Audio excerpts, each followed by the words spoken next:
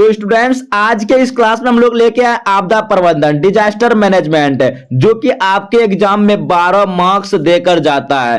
तो इस क्लास में हम लोग वस्तुनिष्ठ प्रश्न उत्तर देखेंगे, ऑब्जेक्टिव टाइप प्रश्न। देखिए 12 मार्क्स आपका एग्जाम में फिक्स हो जाएगा अगर यह क्लास आप अंत तक देख लेंगे तो चलिए स्टार्ट करते हैं पहला प्रश्न की ओर से। देखिए पहला प्रश्न आपका इस प्रकार से रहेगा, आपदा मतलब प्राकृतिक आपदा चैप्टर से, कि क्या है क्वेश्चन, इनमें कौन प्राकृतिक आपदा नहीं है? तो सुनामी जो एक प्रकार का क्या प्राकृतिक आपदा है, बाढ़ भी प्राकृतिक, तो इसमें आतंकवाद जो है ऑप्शन नंबर डी हो जाएगा सही उत्तर, प्राकृतिक आपदा नहीं है, ऑप्शन नंबर डी हो जाएगा सही उत्तर। अगला प्रश्न है, भोपाल गैस त्रासदी किस प्रकार का आपदा है? तो आपको यहाँ पे सही उत्तर हो जाएगा मानव जनित आपदा। भोपाल में जो गैस त्रासदी हुआ था वो मानव जनित आपदा, ऑप्शन नंबर बी हो जाएगा सही उत्तर।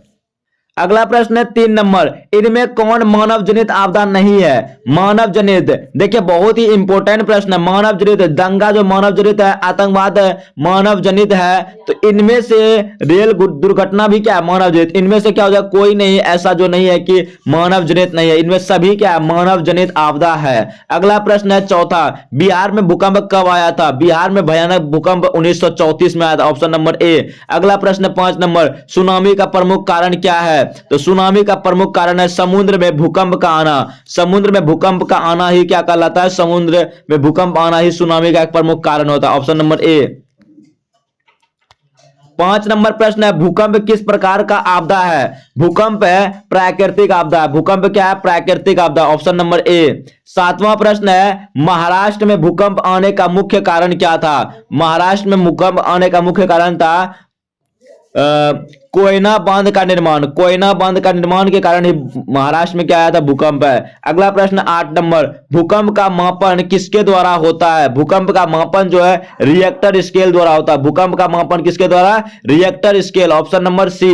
अगला प्रश्न 9 नंबर, निम्न में से कौन प्राकृतिक आपदा नहीं है? बाढ़ प्राकृतिक आपदा, हिंसा क्या प्राकृतिक आपदा नहीं है, ऑप्शन नंबर बी। 10वां प्रश्न है, इनमें से कौन मानव जनित आपदा है? इनमें से कौन मानव जनित?